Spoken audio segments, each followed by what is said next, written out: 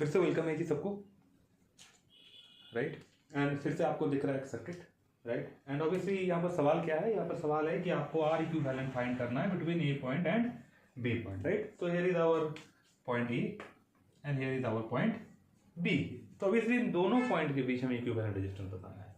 तो देख लेते हैं सर, यहाँ पर और भी कुछ पॉइंट्स है, जैसे कि सी पॉइंट है, ई पॉइंट है, डी पॉइंट है, एफ पॉइंट है, एंड डी एंड सी के बीच आर रेजिस्टेंस कनेक्टेड है, सी एंड एफ के बीच आर रेजिस्टेंस कनेक्टेड है, सी एंड ई के बीच आर रेजिस्टेंस कनेक्टेड है, एंड ई एंड डी के बीच भी आर रेजिस्टेंस कनेक्टेड है, राइट। तो कहेंगे तो सर इसको सॉल्व कैसे कर रहे होंगे, क्योंकि हमें चाहिए ए एंड बी के बीच का इक्विवेलेंट रेजिस्टेंस। तो पहले इस केस में हम क्या कर रहे होंगे, हम कहेंगे सर ये जो आर्म है डी ई, इसको हम सर बाहर निकाल लेते हैं।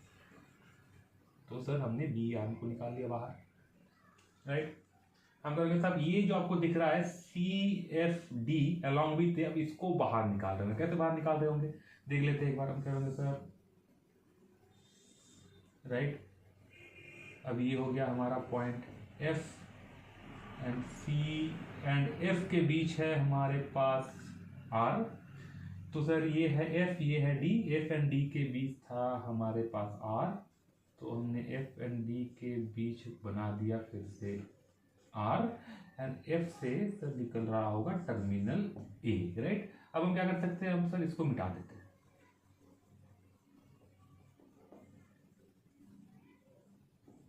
राइट।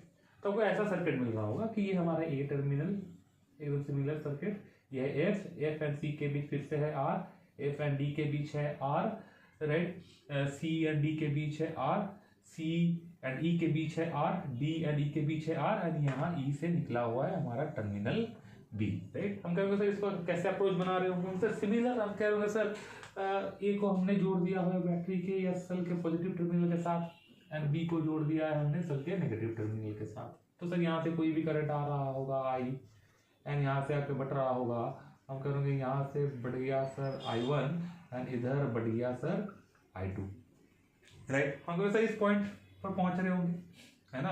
हम कहेंगे सर अब यहाँ से मान लेते हैं करंट या IG।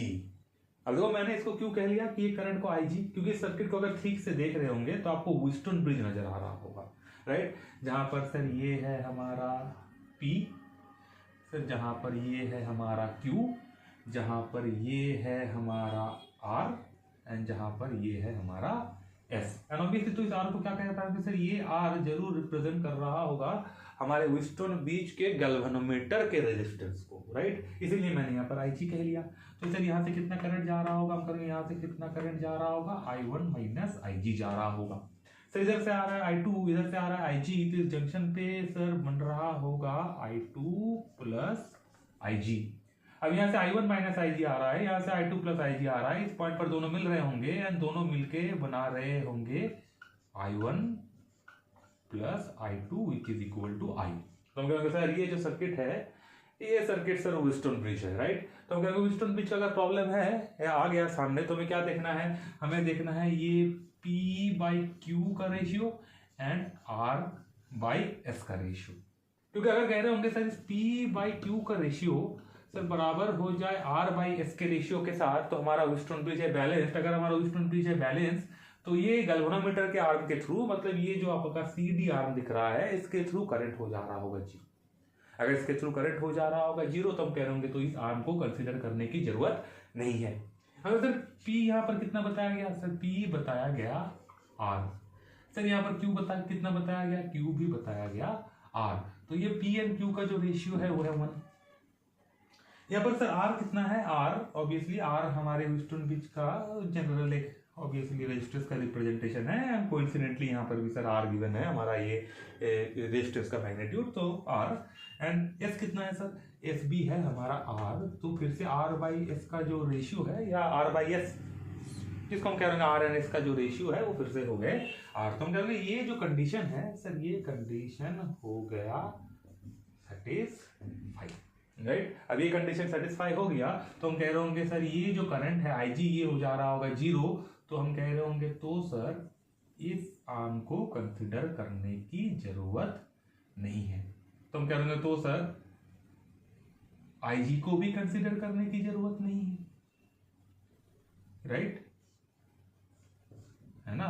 तो हम कह रहे हैं तो सर देखो सर ए को हमने पॉजिटिव टर्मिनल के साथ जोड़ा हुआ है, बी को हमने नेगेटिव टर्मिनल के साथ जोड़ा हुआ है। सर ए के थ्रू कोई भी एक करंट आया आई एंड वो दो हिस्से में बटा, तो ये जो सर रेजिस्टेंस है आर एंड ये जो रेजिस्टेंस है आर, ये दोनों के थ्रू सर सेम करंट जा रहे हैं I1, है ना, I1 आर के थ्रू भी I1 जा रहा है, इस वाले आर के थ्रू भी I1 जा रहा है। तो ये कैसे कनेक्शन में या सीरीज कनेक्शन में है, तो इनका जो इक्विवेलेंट होगा हम कह रहे हैं ये हो जाएगा R plus R which is equal to 2R, right. अब अगर सर ये जो I2 करंट है सर इस वाले रेजिस्टेंस के थ्रू भी I2 जा रहा है एंड इस वाले रेजिस्टेंस के थ्रू भी I2 जा रहा है, तो F एंड D के बीच जो रेजिस्टेंस है R and D and E के बीच जो रेजिस्टेंस है R, इन दोनों के थ्रू सर सेम करंट जा रहा है। तो हम कह लेंगे फिर से ये जो R है एंड ये वाला जो R है, ये दोनों फिर से सीरीज में है, तो इनको हम रिप्लेस कर पा रहे होंगे इनके सीरीज के इक्विवेलेंट रेजिस्टेंस के साथ जो हो गया 2R। तो हम कहेंगे तो सर इस कनेक्शन को हम कुछ ऐसे इंटरप्रिटेट कर सकते हैं, ये हो गया हमारा पॉइंट ए, ये हो गया हमारा पॉइंट बी, तो ए एंड बी के बीच हमारे पास अब दो रेजिस्टेंसेस है 2R and 2R। Sir 2R के थ्रू कितना करंट जा रहा है, ये वाला I1 एंड इस वाले 2R के थ्रू कितना करंट जा रहा है I2। सर ऑब्वियसली फिर से हम कह रहे होंगे ये जो 2R है एंड ये जो 2R है, इन दोनों के थ्रू दो अलग अलग करंट जा रहे हैं, क्योंकि ये जो जंक्शन है इस जंक्शन से जो टोटल करंट है वो बढ़ रहा है I1 एंड I2 में। तो हम कह रहे हैं ये वाला 2R एंड ये वाला 2R सर एक दूसरे के साथ पैरेलल में है।